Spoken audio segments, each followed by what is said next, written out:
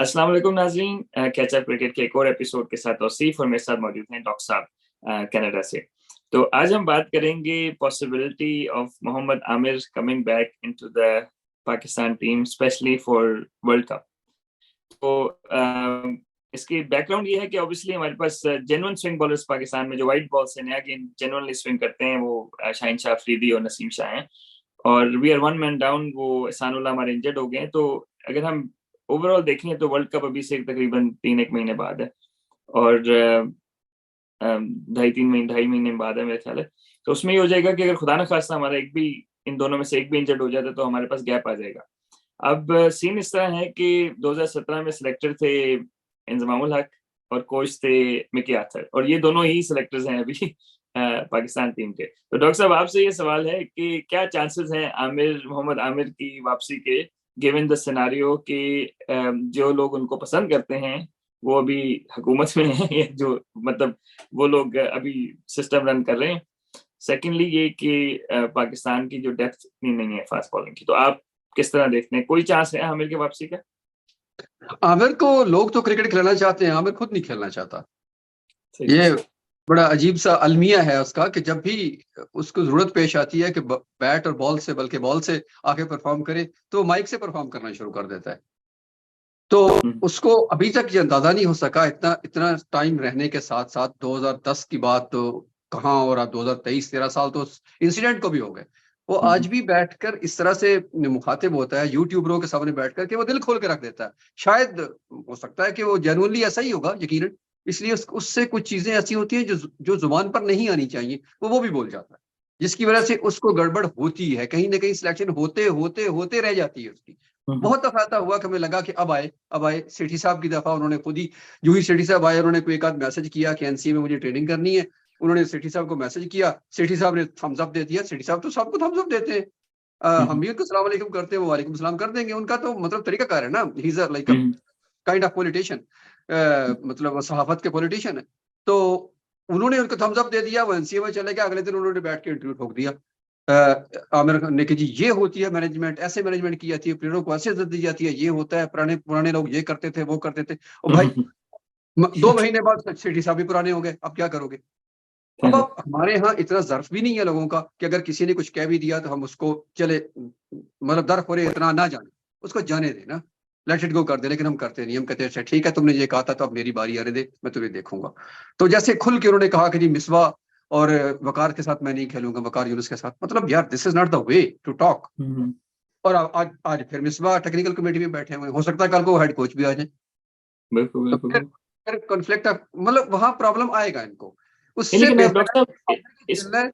आमिर कहे जी कि मेरे कान बंद है, मेरा मुंह बंद है, मुझे क्रिकेट खिलाओ, that's it, this is the doctor only. साहब ये देखें ना कि रमीज राजा और हमारे मोहम्मद यूसुफ का बड़ा ऑन एयर, बड़ा एक मतलब पब्लिक नॉलेज है, बहुत बड़ा इंसिडेंट हुआ था, ठीक है, और बड़ी बदतमीजी की दोनों ने एक दूसरे के साथ। लेकिन रमीज राजा ने जब उनको जरूरत थी तो उन्होंने उनको हटाया नहीं, उनको उनके रोल पर रखा, बैटिंग कंसल्टेंट या बैटिंग कोच। तो जी आई गेस कि प्रोफेशनलिज्म तो इनकी तरफ से आना चाहिए ना, मिसबाह उल हक वगैरह, ये लोग हैं, अगर तो जेन्युइनली समझते हैं कि आमिर की पाकिस्तान को जरूरत है तो then they should find a way, right?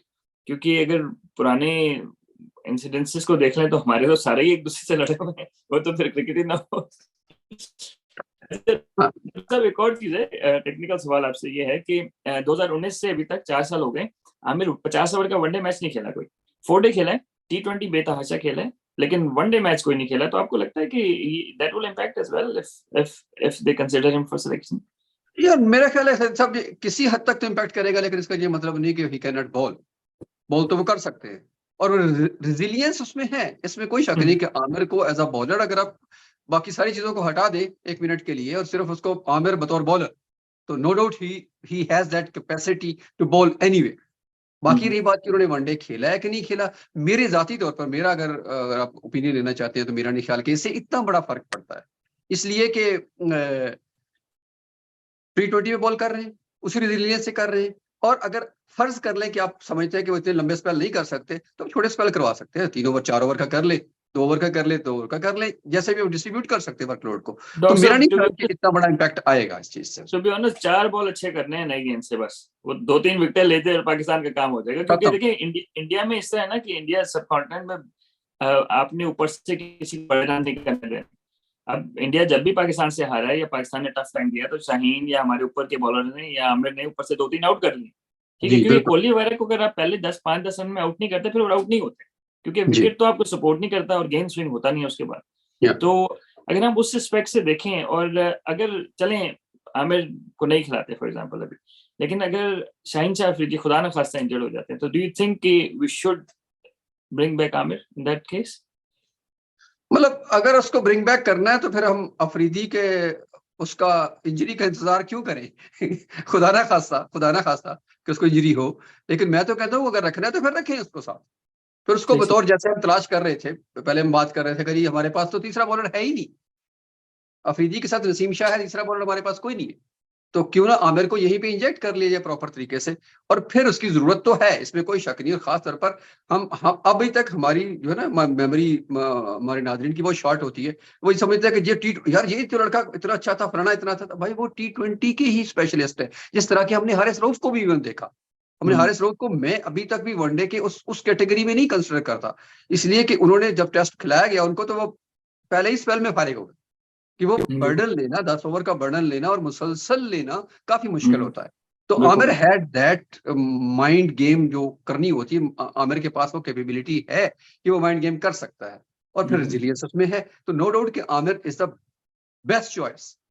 और हम्म, खुदा ना खास्ता अगर इंजरी हो जाती है तो फिर तो मेरा ख्याल है कि इसके फिर तो दूसरा सवाल ही नहीं बनता। फिर तो सीधा हम्म, सीधा उसको डाल देना चाहिए। बिल्कुल। तो चले नाज़रीन, अगर हम इसका खुलासा ये है कि ऑब्वियसली मेन स्ट्रीम जो भी सिस्टम चल रहा है उसमें तो नजर नहीं आता कि आमिर आएंगे, लेकिन we are one injury short of obviously हमारे 2 स्विंग बॉलर हैं। अगर एक को भी कुछ हो गया तो हमारे पास वाइट बॉल से नया गेंद जेन्युइनली दोनों साइडों पे स्विंग करने वाला बॉलर शायद अभी नहीं है कोई, या रेडी नहीं है। तो उस सेंस में आमिर हमारे ख्याल है कि शायद जरूरत बने। लेकिन डॉक्टर साहब ने जिस तरह कहा कि जो है वो ऑन द फील्ड आमिर सही है, ऑफ द फील्ड आमिर जो है ना वो उसको अपना बिहेवियर इंप्रूव करना है। और अगर डॉक्टर साहब अभी तक नहीं सीखा तो शायद बाद में भी ना सीखे लेकिन इस उम्मीद के साथ कि कोई इंजरी ना हो खुदा ना खास्ता। और मेरा ज़ाती ख्याल ये है कि he should be at least in the squad as a backup. अगर खुदा ना खास्ता कोई इंजरी हो तो उसको इन कर दें, उसको सिस्टम से बिल्कुल बाहर ना करें।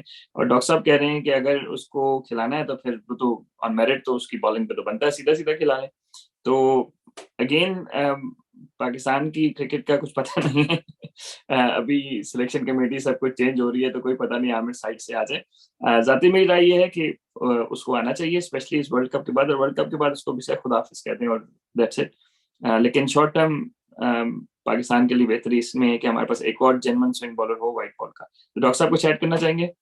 जी बिल्कुल। मैं आपकी ही लाइन को आगे लेके जाता हूँ कि आमिर का इसमें कोई शक नहीं कि उसका खौफ है टीमों पर और खासतौर पर इंडिया पर। हम्म, तो चूंकि चैंपियन ट्रॉफी की यादें अभी किसी को नहीं भूली हम्म, कि किस तरह आमिर ने उनको मतलब बिल्कुल फ्लैट कर दिया था इंडियन टीम को। तो यहाँ भी वो खौफ होगा उनका स्क्वाड में होना, 11 प्लेइंग 11 में होना इटसेल्फ इस बात की मतलब निशानदेही करेगा कि इंडिया एक कदम पीछे हटेगी। क्योंकि हम्म, सबसे नो डाउट पता नहीं, वर्ल्ड कप तो सिर्फ इंडिया और पाकिस्तान का मैच थोड़ी है।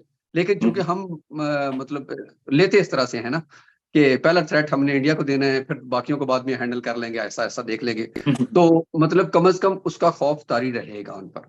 तो मेरा बिल्कुल ख्याल है कि उस लिहाज से भी अगर देखा जाए तो उस चीज को कायम रखने के लिए भी आमिर की इंक्लूजन काफी काफी इंपॉर्टेंट हो सकती है अगर पाकिस्तान इस पर सोचे तो। बिल्कुल। तो चले नाज़रीन, इसी उम्मीद के साथ कि जो हो बेहतर हो पाकिस्तान के लिए, आमिर खेलें या ना खेलें, जिसमें भी पाकिस्तान की बेहतरी हो। तो इंशाल्लाह हम अपने एपिसोड बनाते रहेंगे और अब इंशाल्लाह कोशिश करेंगे कि वर्ल्ड कप तक एशिया कप को पहले कवर करें फिर वर्ल्ड कप कवर करें। तो हम थोड़ी मोर क्या कहते हैं कंसिस्टेंटली हम इंशाल्लाह वीडियोस बनाते रहेंगे। अपना ख्याल रखिएगा और अपने कमेंट्स में जरूर बताइएगा कि आपका क्या ख्याल है कि आमिर को लाना चाहिए या नहीं लाना चाहिए। तो अपना ख्याल रखिएगा, इंशाल्लाह एक और एपिसोड के साथ जल्दी हाजिर होते हैं। अपना ख्याल रखिएगा। अस्सलाम वालेकुम।